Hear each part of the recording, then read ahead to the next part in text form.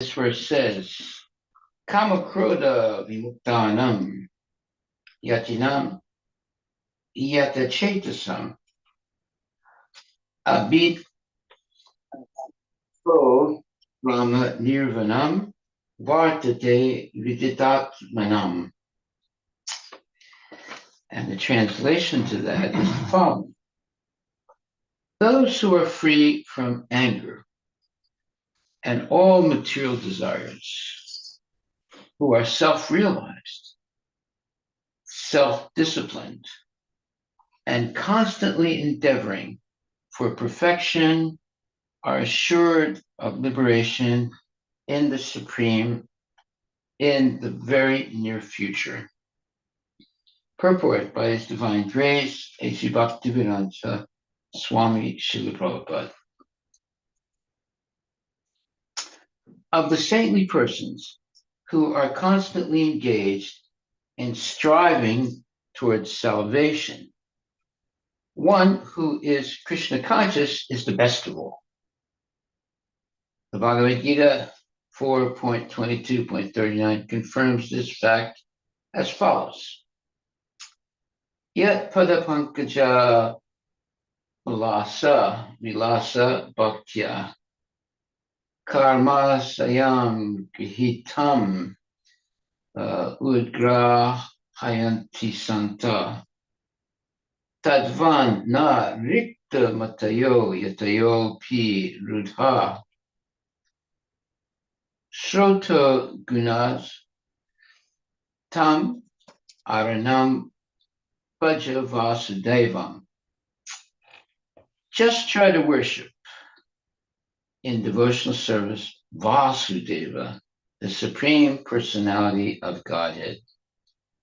Even great sages are not able to control the forces of the senses as effectively as those who are engaged in transcendental bliss by serving the lotus feet of the Lord, uprooting the deep-grown desire for fruitive activities. Uprooting meaning getting rid of the deep-grown desire for fruitive activities. In the conditioned soul, the desire to enjoy the fruitive results of work is so deep-rooted that it is very difficult even for the great sages to control such desires, despite great endeavors. A devotee of the Lord constantly engaged in devotional service in Krishna consciousness, perfect in self-realization, very quickly attains liberation in the Supreme, owing to his complete knowledge and self-realization. He always remains in trance. To cite an analogous example of this is the following. Darsana dayanam samspara sarir, matsya kurma vihan gama, swani apat yani pusnanti, tataham apipada cha. By vision, by meditation, and by touch only do the fish, the tortoise, and the birds maintain their offspring. Similarly, do I also, O Padmaja. The fish brings up its offspring simply by looking at them. The tortoise brings up its offspring simply by meditation. The eggs of the tortoise are laid on land, and the tortoise meditates on the eggs while in the water. Similarly, the devotee in Krishna consciousness, although far away from the Lord's abode, can elevate himself to that abode simply by thinking of him constantly. By engagement in Krishna consciousness, he does not feel the pangs of material miseries.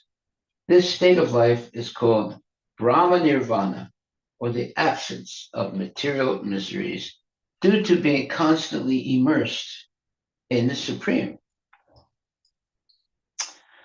Okay, so that is very, very nice purport. Let me read the verse again. So that's the 5th chapter and verse number 26. Kama kroda vimuktanam yatidam yatachetasam abito brahmanirvanam vartate viditatmanam. So,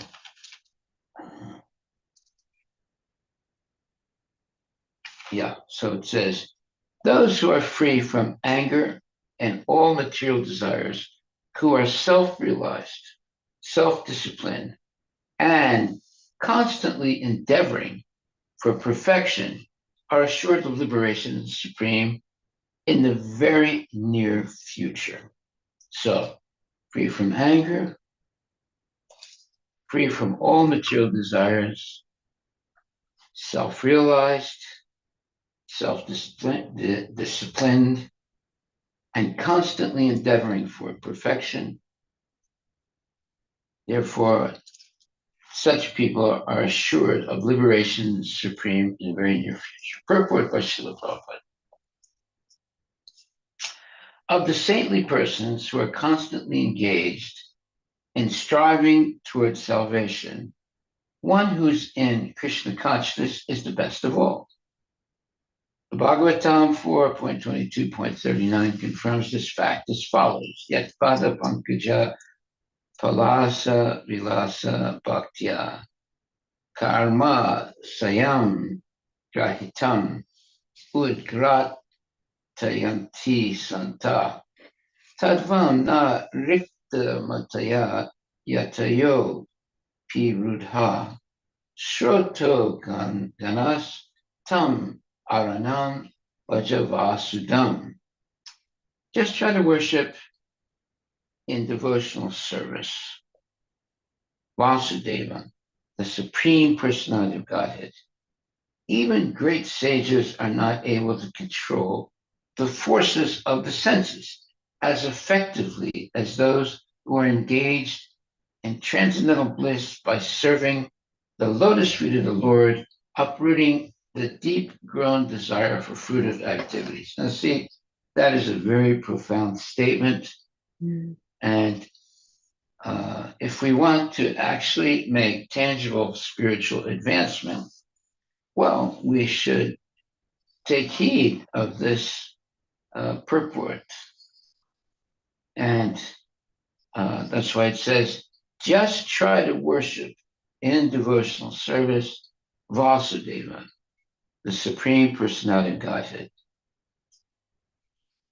Even great sages are not able to control the forces of the senses as effectively as those who are engaged in transcendental bliss by serving the lotus feet of the Lord, uprooting the deep-grown desire for fruitive activities. Well, there's definitely something special about the lotus feet of the Lord. Yeah, it's a factual statement that we should surrender to the lotus feet of the Lord, and that's another way of saying that we should be completely humble and free from materialistic desires and dedicated completely to serving the Lord with humility and not being attached to any materialistic goals. Our only goal should be to please the Lord. In the conditioned soul, the desire to enjoy fruitive results of work is so deep-rooted that it is very difficult, even for the great sages, to control such desires, despite great endeavors. A devotee of the Lord constantly engaged in devotional service in Krishna consciousness perfect in self-realization, very quickly attains liberation in the Supreme. Only owing to his complete knowledge and self-realization, he always remains in trance. To cite an analogous example of this, well, before we get to that, so uh, the absolute necessity for someone who's serious about spiritual life, well, first and foremost, one should have a bona fide spiritual master who, being bona fide, is not interested in anything else outside of Krishna consciousness. So you have to be sure that the bona fide spiritual master has that unique qualification of not having any attraction to material sense gratification. So, because here it says, even great sages are not able to control the senses, the forces of the senses as effectively as those who are engaged in transcendental bliss by serving the lotus feet of the Lord, uprooting the deep-grown desire for fruitive activities. So a genuine guru is one who has absolutely, let's say, eliminated from their consciousness all desires for sense gratification and are perfectly satisfied in engaging in devotional service. So they're very peaceful, very calm, very dedicated to regulated devotional service for the Lord.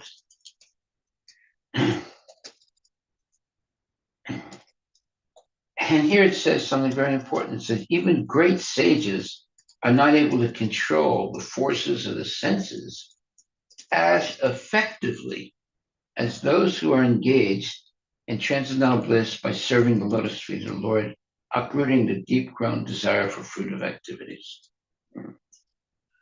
But how do you do that? Well, you have to have the help of a bona fide guru. In the conditioned soul, the desire to enjoy the fruitive results of work is so deep-rooted that it is very difficult, even for the great sages, to control such desires. Well, if a person has desire to enjoy fruitive results of work, and then obviously it's going to be very difficult, even for great sages, to control such desires, and despite their great endeavors. However, a devotee of the Lord, constantly engaged in devotional service in Krishna consciousness, perfect in self-realization. No, he knows that he's the eternal servant to the Lord. He's never equal to or greater than the Lord. He's always subordinate to the Lord. And that his real, let's say, vocation is to be completely surrendered to the Lord and engaged in practical devotional service for the glorification of the Lord. So such a person, perfect in self-realization, he understands what his position is. He's the eternal servant of the Lord. He is not the Lord. He's the eternal servant of the Lord. Very quickly attains liberation in the Supreme, owing to his complete knowledge and self-realization. He always remains in trance. And then he says, to cite an analogous example of this, Darshana Dhyana Samsparsayar Matsyakurma Vihangama Swani Apatyani Pushyanti Tahaham Api Padmaja. By vision, by meditation, and by touch, only do the fish, the tortoise, and the birds maintain their offspring. Similarly, do I also, O Padmaja. Well, it's very, very, this is one of those things where there are examples in nature that are very significant, and we can learn how to be a genuine mother or father by the examples of the animals. Uh, okay, so we can learn from the fish, the tortoise, which is a what is a tortoise? Is a what's the other name of a tortoise? Turtle. Maharaj. Turtle. Turtle. Yeah. Big turtle. Yeah. Mm-hmm. And the birds, they maintain their offspring. And similarly, do I, O Padmaja. Okay, so the fish brings up its offspring simply by looking at them. The tortoise brings up its offspring simply by meditation. The eggs of the tortoise are laid on land, and the tortoise meditates on the eggs while in the water. Similarly, the devotee in Krishna consciousness, although far away from the Lord's abode, can elevate himself to that abode simply by thinking of him constantly. Well, that's meditation, just like the tortoise. By engagement in Krishna consciousness, he does not feel the pangs of material miseries. This state of life is called Brahma Nirvana, or the absence of material miseries, due to being constantly immersed in the Supreme. Well, Nirvana means that you're very, very happy. And Brahma Nirvana is supreme happiness. And because you're constantly meditating and serving the Lord with love and devotion. And then one will experience absence of material miseries. Someone who doesn't have a relationship with Krishna is always harassed by material miseries. But someone who is constantly engaged in service of Krishna doesn't feel the pangs of material miseries. This state of life is called Brahma Nirvana, or the absence of material miseries, due to being constantly immersed in the Supreme. That is a description of a genuine devotee. Okay. So by studying the fish and the tortoise, you can learn a lot of things. You say. Okay, so text 27 and 28. Sparsan Kritva Bahir Bayama Chakshus Shai Mantare Buruvo Prana Pano Samo Kritva Nasa Bayantara Charino Yatendriya Mano Mudhir Moksha Parayana Vigatecha Baya Krudo Ya Sada Mukta Evasa.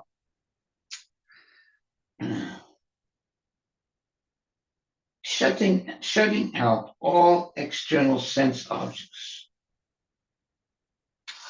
keeping the eyes and vision concentrated between the two eyebrows,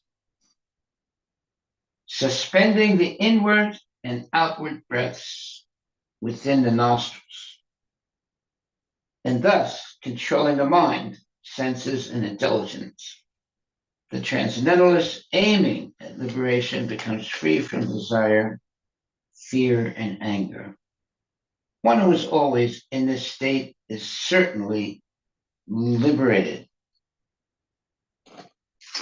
Well, fortunately, we don't have to do that. Because we can achieve the same result by always chanting Hare Krishna Mahamantra and following the regulative principles of Krishna consciousness, and also regularly hearing Bhagavad Gita and Srimad Bhagavatam spoken by genuine devotees and associating with genuine devotees. So that will put us in the same, let's say, achievement as these very, let's say, severe types of meditation and mind control that were previously highly recommended to do. When you're always engaged in devotional service, you're meditating seriously and controlling the mind and the senses and intelligence.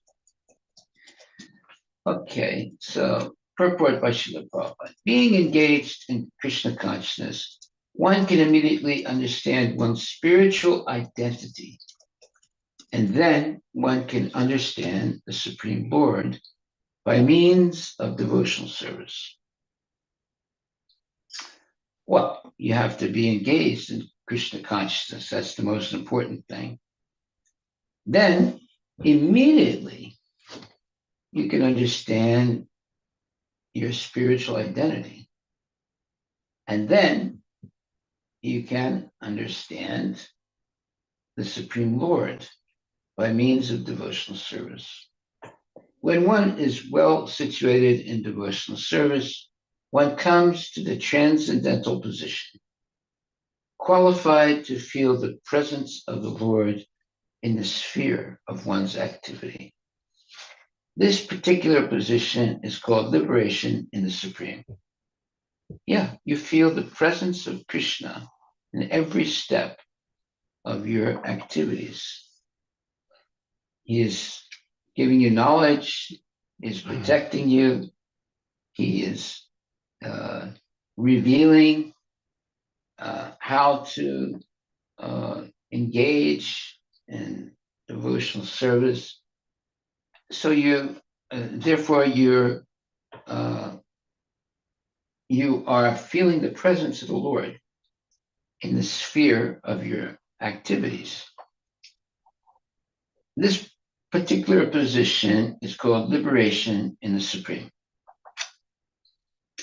After explaining the above principles of liberation in the Supreme, the Lord gives instruction to Arjuna as to how one can come to that position by the practice of the mysticism or yoga known as Astanga Yoga, which is divisible into an eightfold procedure called Yama, Niyama, Asana, Pranayama, Pratyahara, Dharana, Dhyana, and Samadhi. In the 6th chapter, the subject of yoga is explicitly detailed, and at the end of the 5th chapter is only preliminarily explained.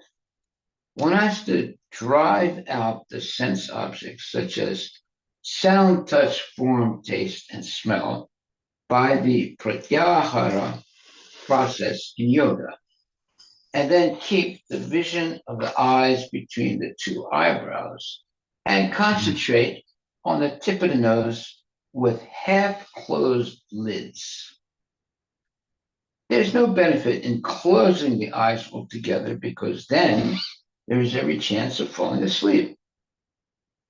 Nor is there benefit in opening the eyes completely because then there is the hazard of being attracted by sense objects.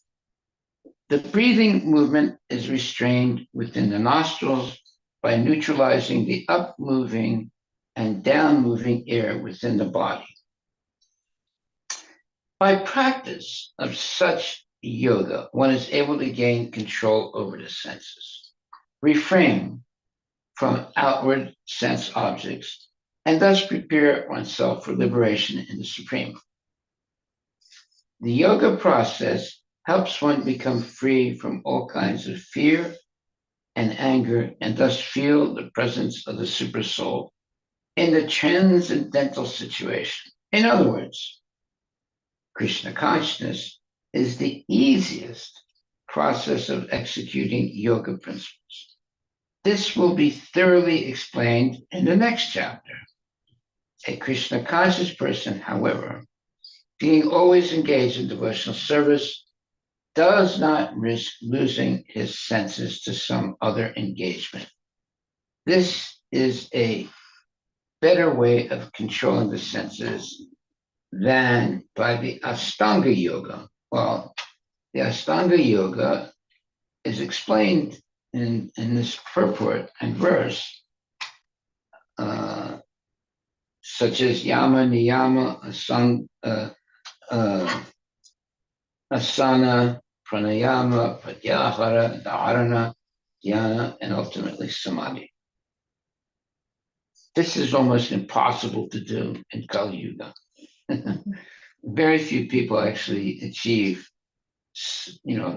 pure Krishna consciousness through that traditional process of yoga. However, by chanting Hare Krishna, dancing, feasting, hearing lectures, and regularly engaging in devotional service, you can achieve the same thing without doing the yama, niyama, asana, pranayama, pratyahara, dharana, dhyana, and samadhi.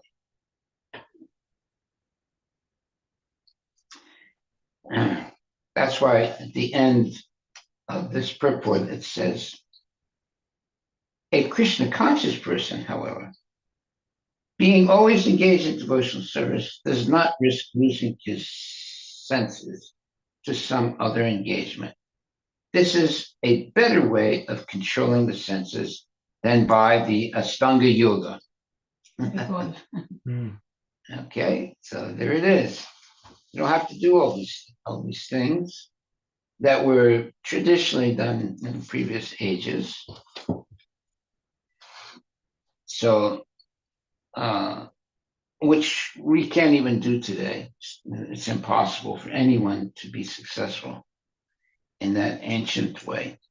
However, a Krishna conscious person, being always engaged in devotional service, does not risk losing his senses to some other engagement. This is a better way of controlling the senses than by the Ashtanga Yoga. So much for Ashtanga Yoga. That's why we should take devotional service very serious. Nothing else can help us attain liberation from the cycle of birth and death. And who is going to do Ashtanga Yoga? In other words, Yama, Niyama, Asana, Pranayama, Pratyahara, Dharana, Dhyana, and Samadhi. I don't know anybody who's capable of doing those things correctly and sticking with it throughout your life. It's not possible. Very, very, very few people. Maybe. It's not even sure. Okay, so let's go to text 29. This is one of my most favorite verses.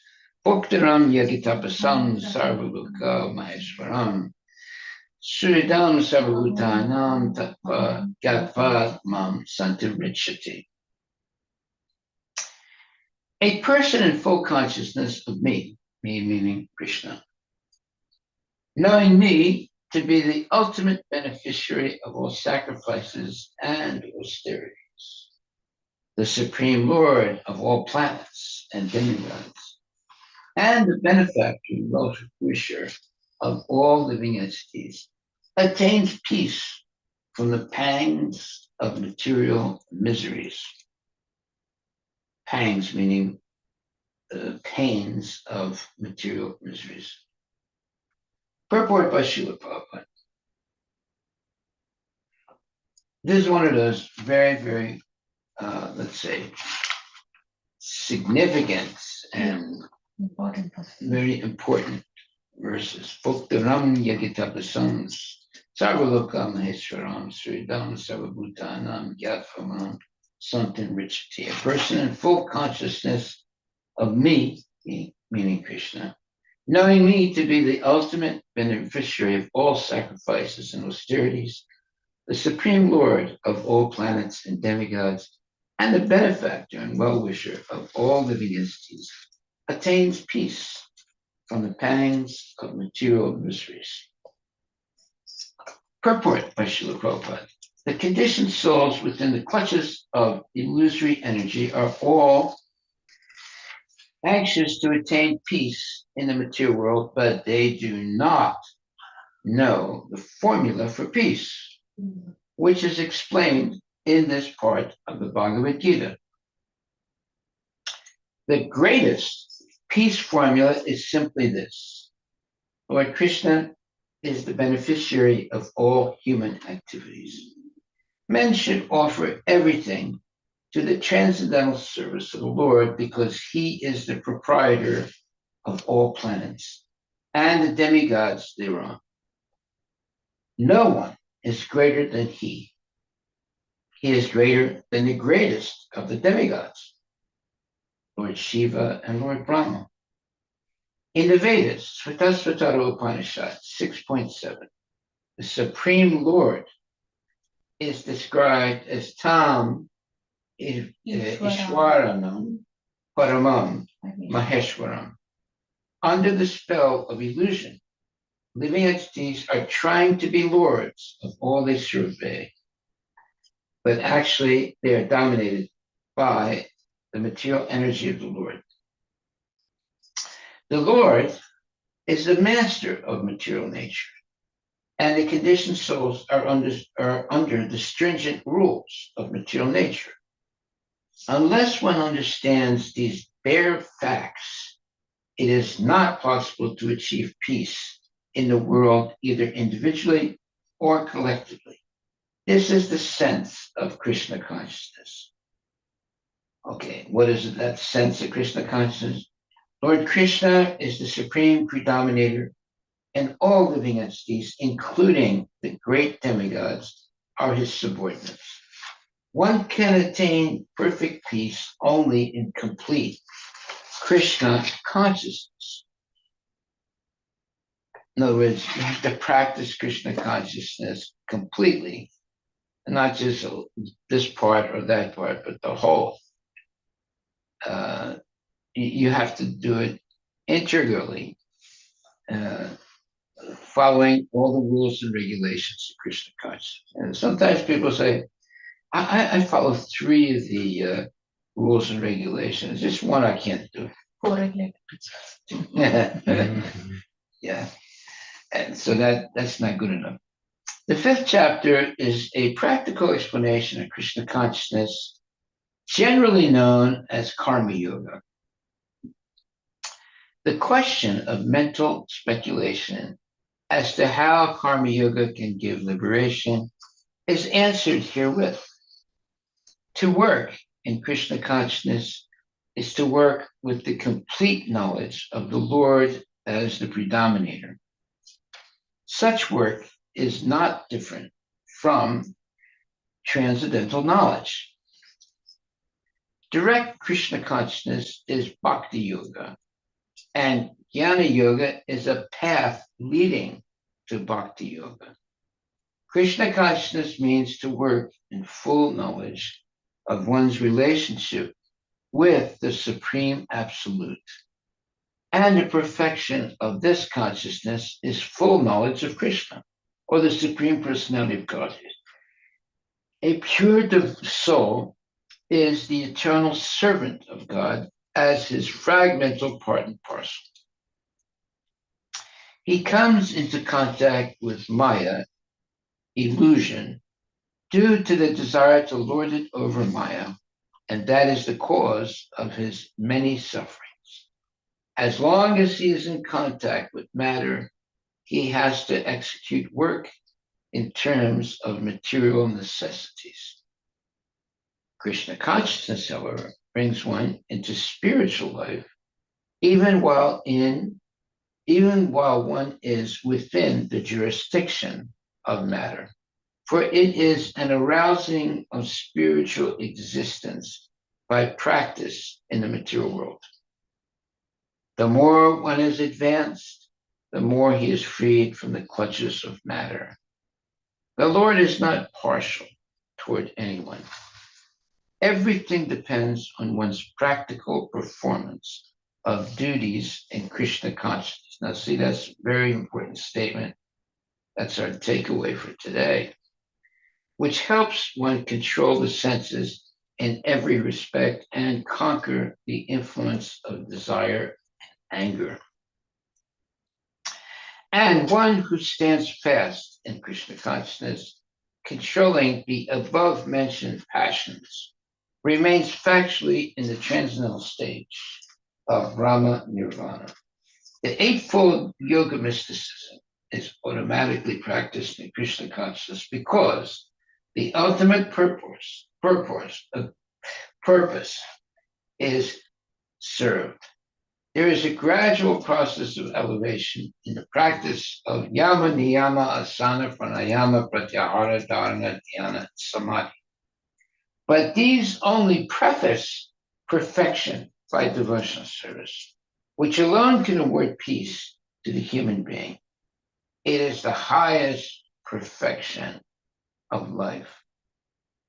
Thus end the Bhaktivinoda purports the 5th chapter of the Srimad Bhagavad Gita in the matter of karma yoga or action in Krishna consciousness. Okay, so there's a very interesting statement here. It says, there's a gradual progress, there's a gradual process of elevation in the practice of yama, niyama, asana, pranayama, pratyahara, dharana, dhyana, and samadhi. Okay. But these only preface perfection by devotional service, which alone can award peace to the human being. Okay, so preface, that means these are only touching the beginning of devotional service, which alone can award peace to human beings. So therefore, is it necessary to go through all these steps No. of yoga? No, it's not. It might help some people, but in Krishna consciousness, we can come directly to pure devotional service by surrendering completely to Krishna and the spiritual master, and guided step by step to chanting Hare Krishna and following the regulative principles of Krishna consciousness. So, although Prabhupada explains in depth the traditional yoga practice, but at the end here he's saying, but all these things, the yama, niyama, asana, etc., these things only preface perfection by devotional service, which alone can award peace to the human being. So it's devotional service that's the main thing for achieving perfection in Krishna consciousness. All these other things, yeah, they were practiced in the past. They may be helpful somewhat, but the real thing is being engaged always in Krishna conscious activities without any material motive. Then you circumvent all these preliminary things and you come right to the real purpose of spiritual life, which is pure devotional service to the Lord. And you will be awarded with peace. which is and it is the highest perfection of life. Okay, are there any questions? So here in this last verse, purport is explaining the eightfold yoga system. But we have the direct system of surrender completely to the Lord, and it's explained here. Krishna consciousness means to work in full knowledge of one's relationship with the Supreme Absolute, and the perfection of this consciousness is full knowledge of Krishna, or the Supreme Personality Godhead. A pure soul is the eternal servant of God as his fragmental part and parcel. He comes into contact with Maya, illusion, due to the desire to lord it over Maya, and that is the cause of his many sufferings. As long as he is in contact with matter, he has to execute work in terms of material necessities. Krishna consciousness, however, brings one into spiritual life, even while one is within the jurisdiction of matter, for it is an arousing of spiritual existence by practice in the material world. That's a beautiful statement. Yeah. The more one is advanced, the more he is freed from the clutches of matter. The Lord is not partial toward anyone. Everything depends on one's practical performance of duties in Krishna consciousness. What are those practical performance of duties?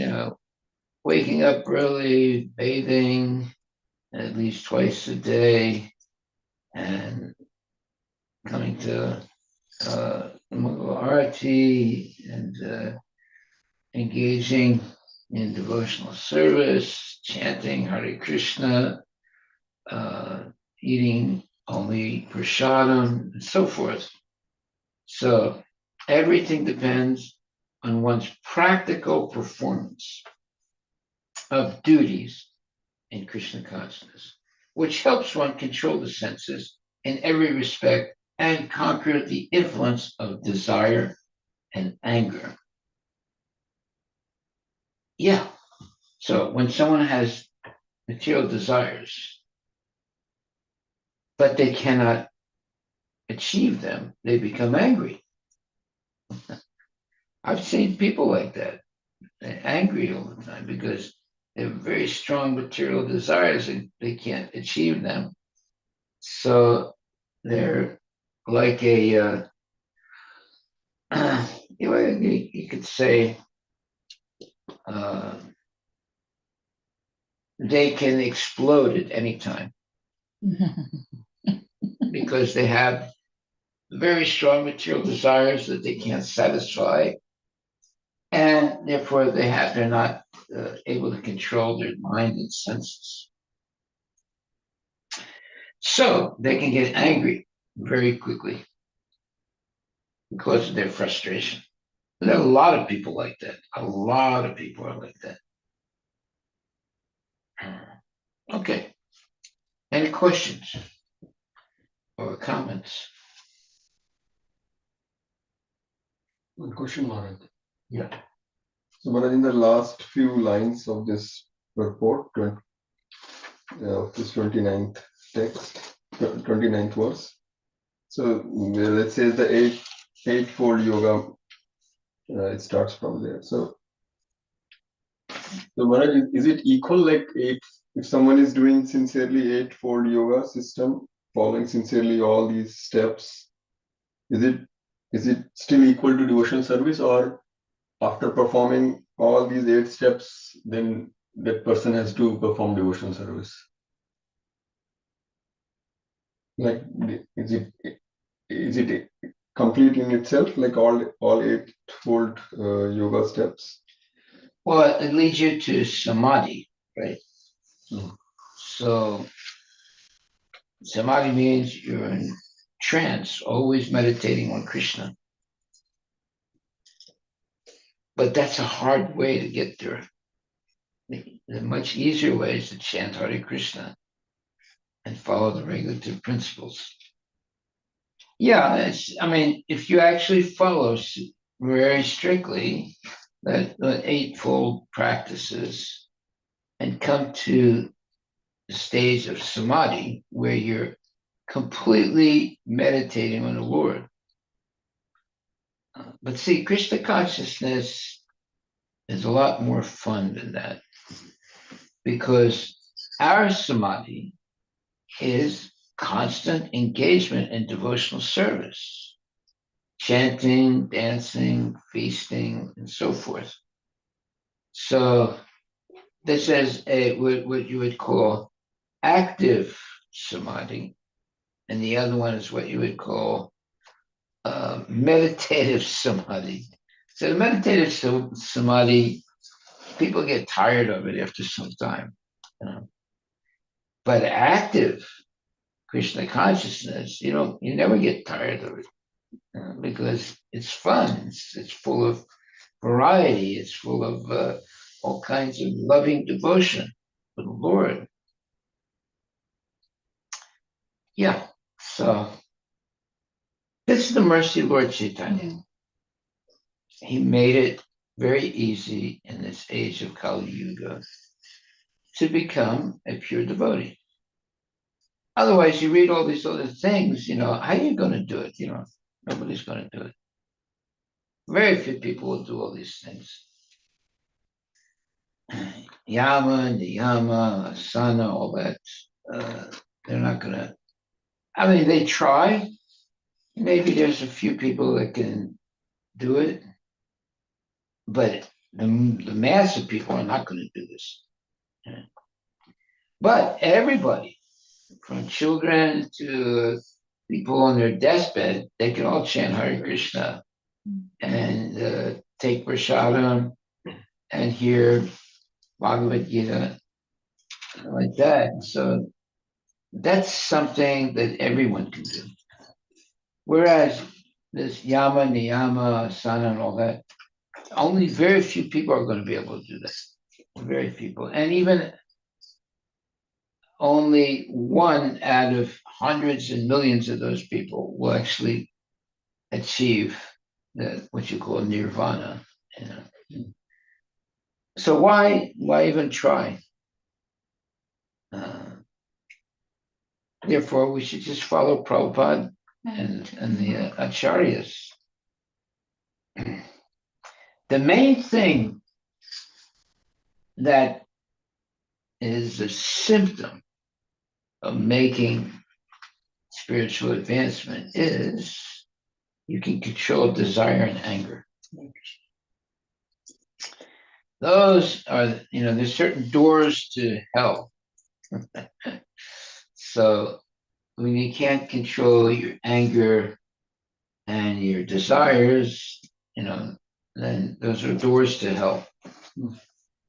But a devotee, if he's serious, he can control material desires and anger and ultimately lust, anger, greed, the three doors to hell: lust, anger, greed.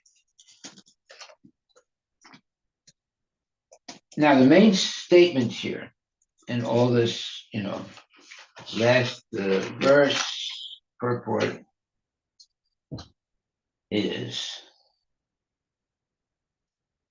the eightfold yoga mysticism is automatically practiced in Krishna consciousness because the ultimate purpose is served. There it is. There is a gradual process of elevation in the practice of yama, niyama, asana, pranayama, pratyahara, dharana, dhyana, and samadhi. But these only preface perfection by devotional service, which alone can award peace in the human being. It is the highest perfection of life. So if you do all these things, yama, niyama, etc., that only brings you to the beginning pure introduces devotional service, right? introduces you to perfection, right? Yeah. So why even waste your time doing all that? Better you go directly. Chant Hare Krishna and be happy. Okay, so everything depends on one's practical performance of duties in Krishna consciousness, which helps one control the senses in every respect and conquer the influence of desire and anger. And one who stands fast, in other words, one who's very steady in Krishna consciousness, controlling the above mentioned passions, lust, anger, greed, remains factually in the transcendental stage of Brahma Nirvana.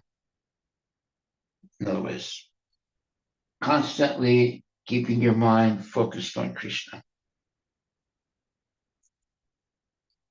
That's why it says, and this is our takeaway today, the Eightfold Yoga Mysticism is automatically practiced in Krishna consciousness because the ultimate purpose is served. What's the ultimate purpose? Love of Krishna and unalloyed devotional service for Krishna. So there's a gradual process that brings you to the beginning of that, let's say, pure love for Krishna. But that's only the preface of perfection. That's only the beginning. Meaning of devotional service. Yeah. But if you engage in devotional service, right from the beginning, you have come to the highest perfection. If you're following correctly. Okay, so, and who's going to do all these things anyway? Yama, Niyama, Asana, Yama, Yahara, Dharana, Dhyana, Samadhi. Very few people are going to do that and be successful. Okay. And the major takeaway here is everything depends on one's practical performance of Krishna conscious duties. Here it is.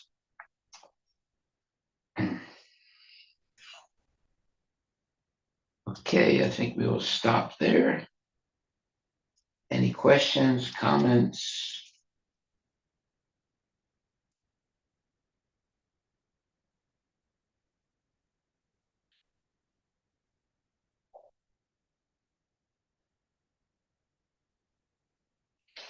It says here very clearly that if you follow the duties in Krishna consciousness, it helps one control the senses in every respect and conquer the influence of desire and anger. That's our takeaway. It's very nice. Prabhupada is just an amazing writer. So it means, Maharaj, the more the devotees performing these practical services or duties, then devotee will be able to control more and more the material desires and Yes. anger. Yes. Conquer the influence of desire and anger. So it's a gradual process for a neophyte to. Well, it's a gradual process, yes, but you're starting The highest. already at Highest the platform. correct platform for making tangible advancement in Krishna consciousness. And it is practical and it's easy. Yeah. That everything depends on one's practical performance of duties in Krishna consciousness, which helps one control the senses in every respect and conquer the influence of desire and anger.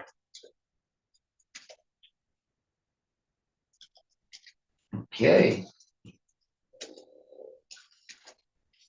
This is wonderful purports by Prabhupada. All glories to Srila Prabhupada. Ki jai. Jai. It's a wonderful formula. Yeah.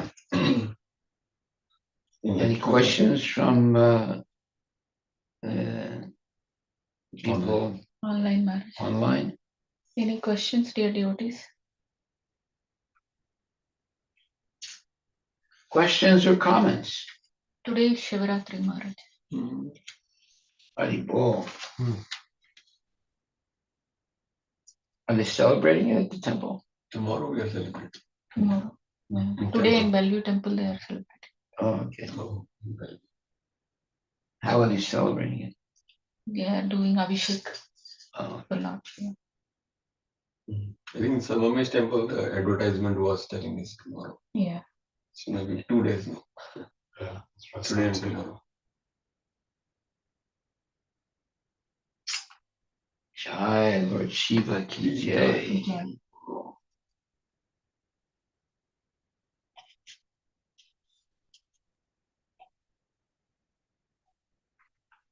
All right, thank you very much. Prabhupada ki jai. Huh? Srila Prabhupada ki jai. Jai. All glories to Prabhupada. Yes. Thank you for saying that. Thank you. And the class Maharaj? Yeah.